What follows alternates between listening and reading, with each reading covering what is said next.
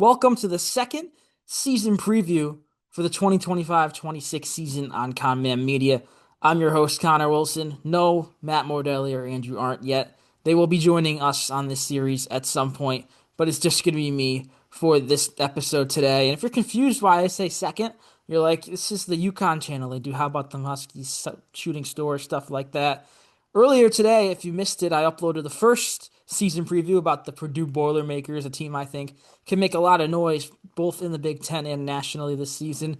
And now we're shifting gears to one of the better teams in a different conference, the Big East. We are talking St. John's Red Storm under head coach Rick Pitino. Last year, we all know the dream season in Queens, 31-5 record overall, won the Big East regular season title, won the Big East tournament title, a historic year. They lost 4 games before March Madness by 7 combined points, but eventually fell in the round of 32 to John Calipari's Arkansas Razorbacks, a 9-point loss in Providence, an infamous loss because we all remember Rick Pitino benching his best player, R.J. Lewis Jr., who, in fairness, was severely struggling. The Big East Player of the Year was severely struggling in that game, but he was not on the floor as St. John's was trying to make a comeback, and ultimately their dream season was cut short in the second round. A lot of people in their brackets, myself included, had them making a deep tournament run. They had the makeup of a team that would. They barely lost in the regular season. When they did, it was by only a handful of points, one basket most times. But it wasn't meant to be. But this year, Rick Pitino is retooling the team. He returns Zuby Ejiofor to the front court, who is poised for a massive season yet again after breaking out last year. Yeah, I mean, this team was undefeated at home overall, 12-0 at Madison Square Garden. In the past, Madison Square Garden for St. John's was a place for other Big East fan bases and teams to come in and kind of act like it was their own home. UConn comes to mind for that one. St. John's finally took down the Huskies at the Garden last year. And we'll go down because there's not many more key returners. I'm doing that first, key returners, then losses. We'll talk about additions. Third, Zuby Ejiofor, as I mentioned a moment ago, I feel like he will be a guy that could appear on some All-America ballots. He is someone that's going to put up, I don't know, 16 to 18 points per game. He's going to get some rebounds. He broke out last year as his first year as a starting center, which after backing up Joel Soriano, his first year in Queens. After that, there's not too many other key returners. There's Sadiku Iban-Ayo, who Rick Pitino loves. He had him in the starting lineup for some games when they were missing players down the stretch. Talented player. When he first transferred to St. John's, I didn't really think he was a Big East caliber player based on how often he played in the MAC at Iona. His freshman year, he didn't play a ton, so it's a little puzzling to see him follow him to St. John's, but his second year with the Red Storm, and he was a major impact player off the bench for a team that wasn't as deep as Rick Pitino probably would have wanted. They have Lefty Liatopoulos, who is a Greek guard. He was okay in bunches last year. He's a guy that's going to play maybe a couple of possessions. Maybe he'll hit a three.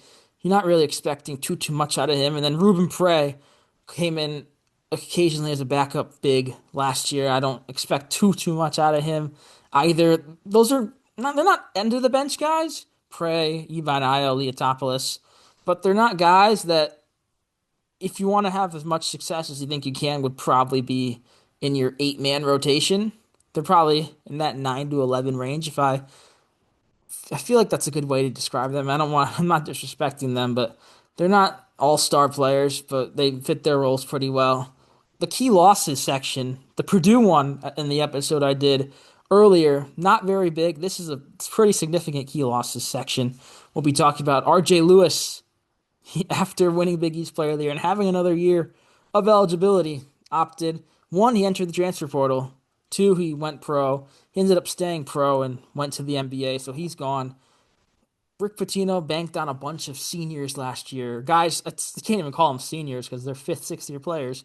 Guys in their last year of eligibility. Kadari Richmond, Davon Smith, Aaron Scott. All of them are gone now. You have Simeon Wilcher, who you brought in as the young guy that could maybe be the future of this program. He transferred to follow former Big East coach Sean Miller to Texas. Brady Dunlap, who missed pretty much all of last year after a productive freshman season the year before, a great shooter. He's now at St. Louis. And then the backup center, Vince Iwuchukwu, is now at Georgetown. He switches Big East schools. So a lot of key losses for Rick Pitino's squad. But boy, did he load up in the transfer portal. Ian Jackson, the New York kid from North Carolina, after I'll call it a disappointing freshman season. He had some very high flashes, but UNC wasn't that great. I feel like coming out of high school, you think this is a one and done type of guy. He obviously was not that. So I don't think it's a stretch to say that a disappointing freshman season. I think he's going to flourish.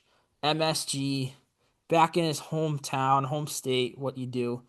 Ian Jackson is going to be a guy that's going to be an all Big East player in 25, 26. I'd put my money on it. Looking down, Osiah Sellers is another guy who has Power 5, Power 4 now, I guess, experience. Started his career at USC last year, broke out at Stanford. He's someone I expect to be in this starting lineup for Rick Pitino as a guard slash wing, kind of playing alongside Jackson. They don't have a true point guard.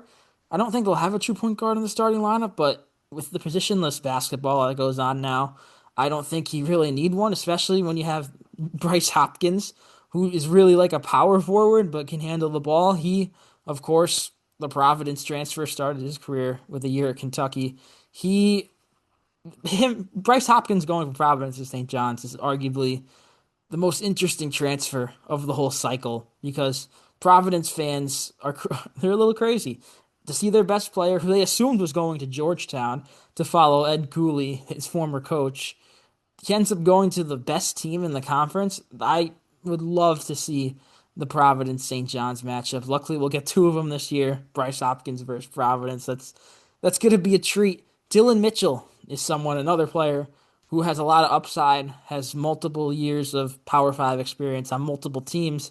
He started on Texas, spent last year with Cincinnati. He's someone, I don't know what his role is going to be on this team. I don't know if it'll be in the starting lineup because if they go big, it will be. But you have Jackson, Sellers, Hopkins. I feel like Mitchell coming off the bench and playing that sixth man role isn't out of the question. And if he does that, he'll be really good. But he's also a guy I feel like that could be a starter for Rick Pitino. Another guy who might potentially be a starter, Joe Sansanin, who was a highly touted recruit at Arizona State. Arizona State was a bit of a mess last year. They had injury issues. They had suspending their home players issues. Sannon was one of the bright spots on that team as a freshman. Him and Jaden Quaintance, who's no longer there either.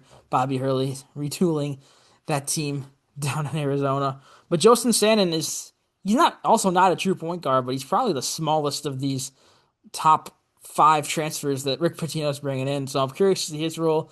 He's another guy I feel like that he just looks right in a St. John's uniform, even if as a UConn fan, a UConn guy, it's weird to say something like that, but he's a guy I can easily picture dropping 20 points any given night at the Garden to help lead St. John's to a win. And the last transfer we're going to talk about here, one that kind of, not really under the radar, but certainly not the career pedigree of all of these others, is Dylan Darling. He started his career at Washington State, didn't really do too much there. Was at Idaho State last year in the Big Sky, and he broke out, averaged 17 points per game. He is someone that's going to be doing a lot of ball handling, I imagine, for Rick Pitino. And if you were to tell me a guy from Idaho State will be doing a lot of the ball handling when you have transfers from Carolina, Providence, Arizona State, Stanford, list goes on, I'd be a little confused, but he's really the only true ball handling guard they brought in. Sandin can do it, Jax can do it, sure. Sellers, why not? But I feel like Dylan Darling is going to be really impactful for this team, especially because they're all pretty new to each other. They need one guy to come in and kind of not handle the tides, but just like control everything, control the tempo, make sure everyone's on the same page. Dylan Darling's going to be one of the more underrated players in this conference, and he's another guy I feel like he's going to have a big game against your team. If you're a fan of a Big East school, he's going to have a big game where he knocks down 4 or 5 threes, and there's the reason St. John's wins. You hate those players, but they're great for the game. So we're looking forward to see what he does in a St. John's uniform.